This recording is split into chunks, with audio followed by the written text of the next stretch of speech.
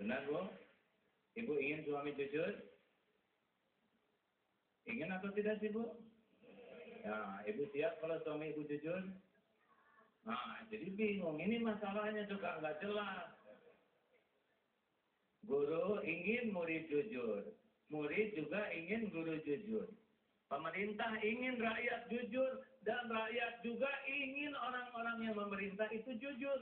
Bahkan penjahat juga ingin teman yang jujur. Kamu harus jujur ya. Loh, kita kan sama-sama penjahat. Ya, tapi buat saya sih jujur. Hadirin sekalian, jujur itu sepertinya berat. Padahal paling nikmat, paling lega, paling nyaman kalau jadi orang jujur. Karena kalau licik atau tidak jujur itu pasti capek. Coba pilih, kalau jujur dihina orang, tidak jujur dipuji orang, pilih yang mana? Nah, jujur dipuji itu bukan pilihan. Kita jujur dihina orang. Caranya gini, kalau kita jujur, Allah suka tidak? Jawab, Allah suka tidak? Kalau Allah suka, apa yang ditanamkan di hati kita? Tenang, sakinah. Huwallazi anzala sakinah fi qulubil mu'minin liyazdadu imanan ma'a imanihim.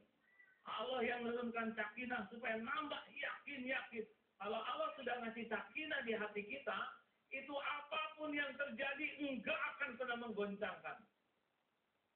Kalau Allah sudah nanam kekuatan di hati ini, mau diapain aja, la khaufun alaihim wa la hum yahzanun, udah enggak ada takutnya. Dan itu termahal. Dan itu para kekasih Allah. Tapi kalau kita tidak jujur, Allah suka tidak? Tidak. Kalau Allah tidak suka, apa yang Allah tanamkan? Gelisah. Kalau Allah sudah nanam gelisah di hati ini, punya apa saja pasti enggak dapat enaknya. Punya makanan enak, susah nelen. Punya kasur empuk, nggak bisa tidur. Punya mobil bagus, melotot sepanjang jalan. Oleh karena itulah, jangan cari ridhonya manusia, tapi cari ridhonya Allah. Nah, kalau jujur itu enak, Pak. Kalau tidak jujur itu capek. Dan kita jujur, dengar. Kita jujur itu bukan agar dianggap orang jujur. Kita jujur bukan supaya dagangan laku. Kita jujur bukan supaya dapat pangkat. Kita jujur bukan supaya dapat penghargaan orang jujur. Kita jujur cuma satu tujuannya, agar Allah ridho kepada kita. Cukup. Karena kalau jujur karena sesuatu, pasti jujurnya tidak lama.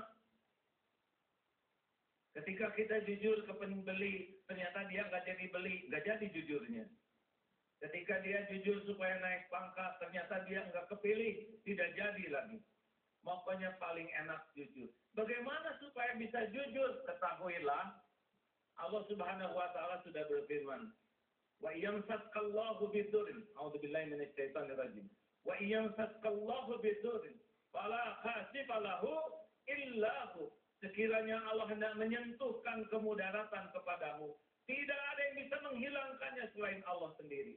Wa yuridka bi khairin, dan sekiranya Allah akan memberikan kebaikan padamu, fala radda li fadlik, tidak ada satupun yang bisa menolaknya. Yusibu bihi ma yasha'u min ibadihi wa huwal ghafurur rahim. Allah berikan kepada siapa yang Allah kehendaki. Allah Maha Pengampun lagi Maha Penyayang. Jadi, kalaupun kita tidak jujur, kalau Allah nggak akan ngasih, dapat tidak? Tidak. Kalau kita jujur, kalau Allah mau ngasih, dapat tidak? Dihalangi semua orang, tetap jadi tidak?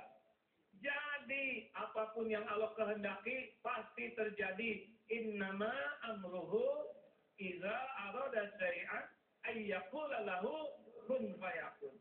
Makanya sudah lupakan satu kata licik. Jangankan berbuat licik, mikir licik pun jangan ada. Hati akan tenang. Mari kita jujur dari hal yang paling kecil. Apalagi di sekolahan, ya. Jangan sampai gara-gara nem nilainya baik, tapi dia akhlaknya buruk. Kalau untuk ujian sekolah aja dia ngebohong, kalau udah lulus, nggak akan pernah tenang.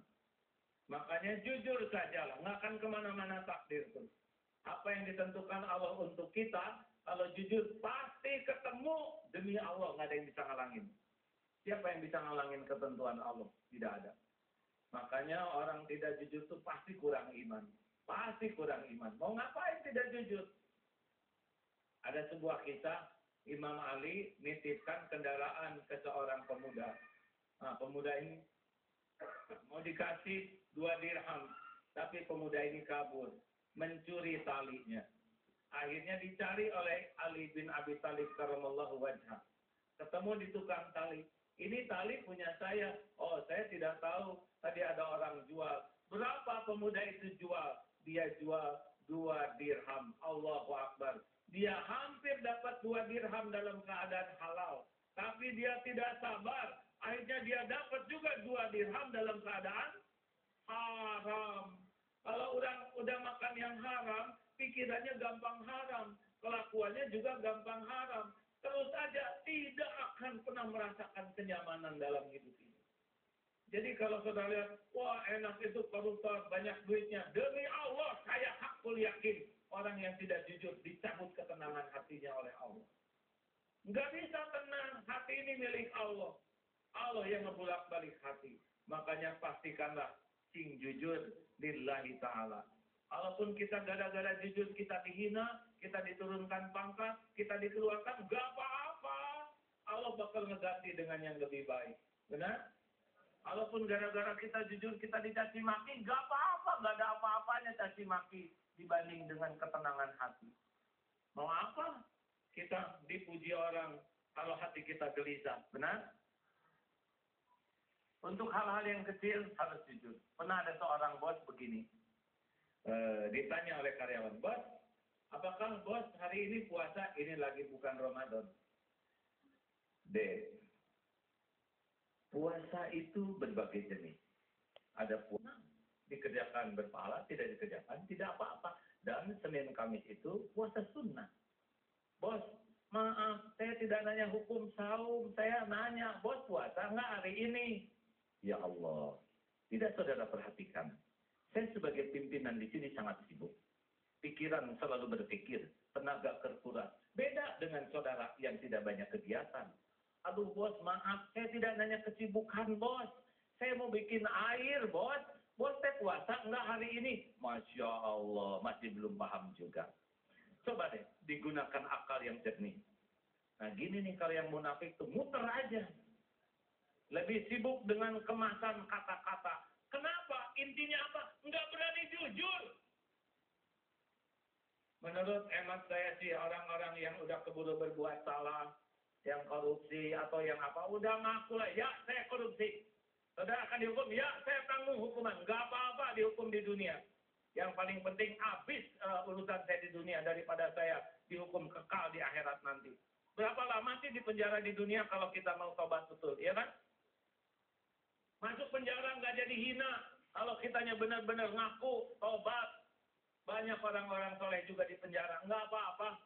Banyak yang tidak di penjara malah jadi celaka dan hina. Benar? Kalau kita tobat, Allah akan melindungi nama kita. Allah tetap akan mudah memuliakan nama kita. Tu'izzu man tasya, wa tudhillu man tasya. Allah yang mengangkat, Allah yang menurunkan. Oleh karena itu mari kita bulatkan tekad. Jujur. Dalam situasi apapun. Setuju? Apapun resikonya, jujur. Sepanjang jujur itu ada di jalan yang Allah ridhoi. Pertanyaannya, gimana kalau ada yang nanya, Kring, Ananda ada enggak? Ini anaknya ditanya. Yang nanya, yang mau pacaran. Nah, ada tekniknya, tapi ini jangan disalahgunakan ya. Oh, anak saya baru aja keluar. Oh, gitu? Padahal tadi janji, padahal maksud kita keluar dari WC, ya. Kalau ini digunakan untuk mencegah kemungkaran boleh. Ini tidak bohong, ya kan? Nah, tapi ini hanya boleh digunakan untuk mencegah kemungkaran. Oleh karena itu, saudaraku sekalian, jujurlah. Bukan untuk dianggap jujur, jujurlah bukan supaya dagangan laku, jujurlah bukan supaya naik pangkat, tapi jujurlah supaya Allah suka kepada kita. Insya Allah, Allah memberikan ketenangan. Subhanallah, itulah tadi sebuah kata yang terakhir atau huruf terakhir yang dikembangkan dari licik, berarti tuntas sudah. Kalau kita ingin mengenali penyakit hati, cukup ingat dengan kata-kata tengil. Takabur, egois, norak, galak, iri, dan licik. Insya Allah mudah-mudahan kita yang ada di sini, sekaligus jemaah yang ada di rumah yang sedang menyaksikan tabligh akbar bukan termasuk dari kategori-kategori yang telah dipaparkan oleh Agim tadi. Dan pada segmen selanjutnya kami nanti akan memberikan kesempatan kepada para jamaah untuk mengajukan pertanyaan, siapkan pertanyaannya, dan nanti kita akan selesaikan yaitu pada segmen yang ketujuh. Tetaplah bersama kami dalam tabligh akbar.